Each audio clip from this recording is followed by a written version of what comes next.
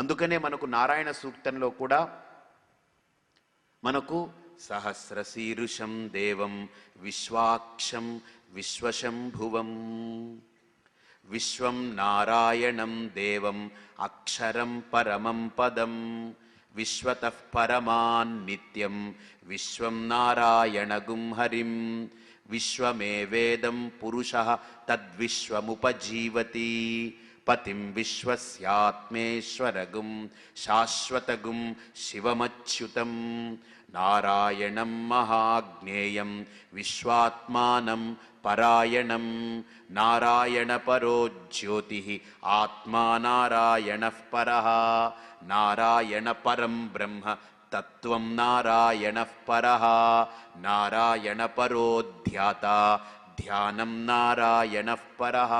అంటే ధ్యానం చేసేవాడు నారాయణుడే, ధ్యానం చెయ్యబడేది నారాయణుడే, ధ్యానము నారాయణుడే, ఆత్మ నారాయణుడే, పరంబ్రహ్మ నారాయణుడే, ప్రకృతి నారాయణుడే, సమస్తము నారాయణుడే. ఏం మంత్రం అండి ఇది, అద్భుతమైన మంత్రం. అందుకనే సహస్రశీర్షం దేవం విశ్వాక్షం విశ్వశంభవం. ఎంత అద్భుతమైన మంత్రం అండి. సహస్రశీర్షం దేవం అంటే ఇక్కడ ఎన్ని రూపాలుగా కనపడుతుందో ఈ ప్రకృతి, ప్రతి రూపము ఆ పరమాత్ముడి యొక్క స్వరూపమే. అందుకనే ఒక ఆకు పరమాత్మ, ఒక చెట్టు పరమాత్మ, మట్టి పరమాత్మ, ప్రతిదీ పరమాత్ముడే. అందుకనే హిందువు వేద మంత్రానికి సాకారం చేసుకున్నటువంటి ఈ ఆచారమే మన యొక్క పూజా విధానం. పూజా విధానం ఎక్కడదో ఎవడో ఊరికినే తెచ్చిపెట్టింది కాదు, అది పనికి మాలిన వాడు తెచ్చిపెట్టింది కాదు. వేదంలో చెప్పబడ్డ మంత్రాన్ని మనం దర్శించే స్థాయి వచ్చే వరకు దాన్ని ఒక ఆకారం చేసి, దానికి ఒక రూపాన్నిచ్చి, దానికి ఒక వ్యక్తత్వాన్నిచ్చి మనకు అందించారు. అయ్యా ఈ పూజ చెయ్యి, ఈ పూజ చెయ్యని. మీరు ఒక పూజ చేస్తే, ఇంట్లో ఒక అభిషేకం చేస్తే, ఒక దీపం వెలిగిస్తే, కొంతసేపు జపం చేస్తే, ఒక్క 5 నిమిషాలు ధ్యానం చేస్తే 4 వేదాలని మీరు పారాయణం చేసినటువంటి పుణ్యం అక్కడ లభిస్తుంది. పూజ్యుడైన పరమాత్ముడే వేదానికి కారకుడు, వేదానికి కర్త. సర్వైశ్చ సర్వైశ్చ వేదైశ్చ సర్వైశ్చ అహమేవ వేద్యః, వేదైశ్చ సర్వైః అహమేవ వేద్యః, వేదాంతకృత్ వేదవిదేవ చాహం. ఆయన వేదవేద్యుడు అంటున్నారు కదా, వేదము ద్వారానే ఆయన తెలియబడతాడని. మరి మనం వేదం ఎక్కడ కూర్చుని 84 పన్నాలు నేర్చుకుని ఏకరువు పెట్టి రోజు ఉదయం కూర్చుని ఎక్కడ మనం ఉచ్చరించగలం? అందుకనే ఆ వేద ధర్మమే మనల్ని అనుగ్రహించి ఏం అక్కర్లేదు, ఈ 5 చేస్తే చాలు, నువ్వు నీలో ఒక క్లారిటీ పెరుగుతుంది, ప్యూరిటీ పెరుగుతుంది, ఒక స్పష్టత, ఒక స్వచ్ఛత వస్తుంది. కాబట్టి ప్రతి ఇంట ఆ దేవతార్చన, ఆ పుష్పము, ఆ అక్షతలు, వాటితో పూజించడం, అది భూమిని మనం ఆరాధిస్తున్నాం. ఇప్పుడు ఈ భావనతో మీరు చేయండి మీ ఇంట్లో, అసలు ఎంత ఎలివేషన్ వచ్చేస్తుంది.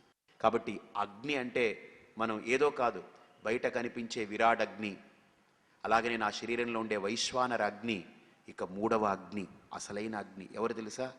సూర్యుడు. సూర్యుడు ఈ లోకంలో ప్రత్యక్షమైన దైవం.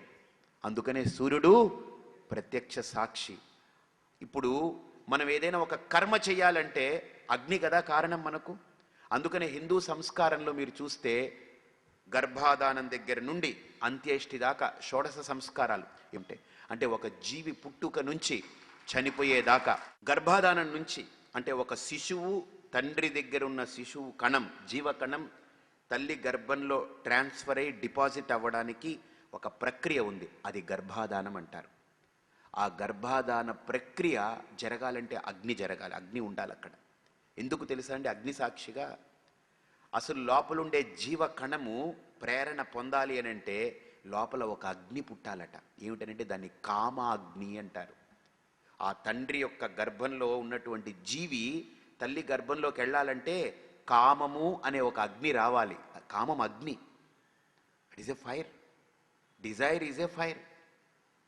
ఆ కామ అగ్ని తండ్రిలో ప్రేరణ కలిగితే తల్లిలో కామ అగ్ని ప్రేరణ కలిగితే అప్పుడే ఈ జీవుడు అక్కడికి వెళ్ళి పడేటప్పుడు అక్కడ ఉన్న కామాగ్ని ప్రేరణ పొంది ఆ జీవుని స్వీకరిస్తుంది.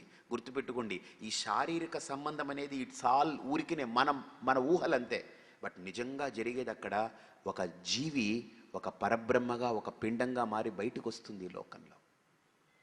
అది కేవలం శారీరకమైన భోగం కాదది, అది ఒక యోగం. అది అంటే ఒక జీవి, ఒక జీవ కణం తండ్రి యొక్క లోపల తండ్రి గర్భంలో ప్రేరణ పొంది కామరూపంలో అగ్ని పొంది ఆ అగ్ని కామరూపంలో పరిణామం చెంది ఆ జీవి ప్రేరణ పొంది అక్కడ జీవకణం తల్లి గర్భంలో కూడా అక్కడ తల్లి శరీరంలో కూడా కామమనే అగ్ని ప్రేరణ కలిగి తల్లి యొక్క గర్భం కూడా ప్రిపేర్ అవుతుంది. ఆ జీవకణం పడగానే 24 గంటల టైం ఉంటుంది దానికి, అది బ్రతకడానికి. అంతే, 24 గంటలు అయిపోతే తలుపులు మూసుకుంటుంది లోపల తల్లి గర్భం, ఇంకా లేదు, ఇంకా రానివ్వదు. ఆ వెళ్ళేటప్పుడు కూడా ఎలా ఉంటుందనంటే మీకు చెప్పాలంటే గుండు సూది ఉంటుంది కదా, అంటే పిన్స్ పెడతారు, ముందు తల రౌండ్గా తర్వాత తోకలాగా అలా ఉంటుంది జీవకణం.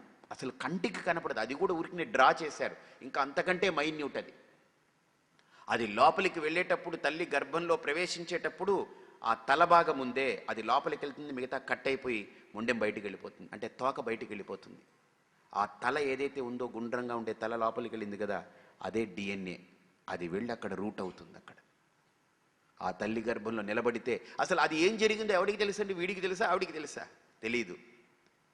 ఎలాగైతే నా కొడుకుని కంటున్నప్పుడు నా కూతుర్ని కంటున్నప్పుడే నాకు తెలీదో ఈ సృష్టి గురించి చెప్పమంటే నేనేం చెప్తాను? నేను సృష్టించే దాని గురించే నేను చెప్పడానికి అసలు సృష్టి అయిందో లేదో తెలియదు వాళ్ళకి. ఈ సృష్టి గురించి చెప్పమంటే ఏం చెప్తాం? అండపిండ బ్రహ్మాండాల్ని కదిపే ఆ పరమాత్ముడి గురించి ఇంకేం చెప్పగలమండి?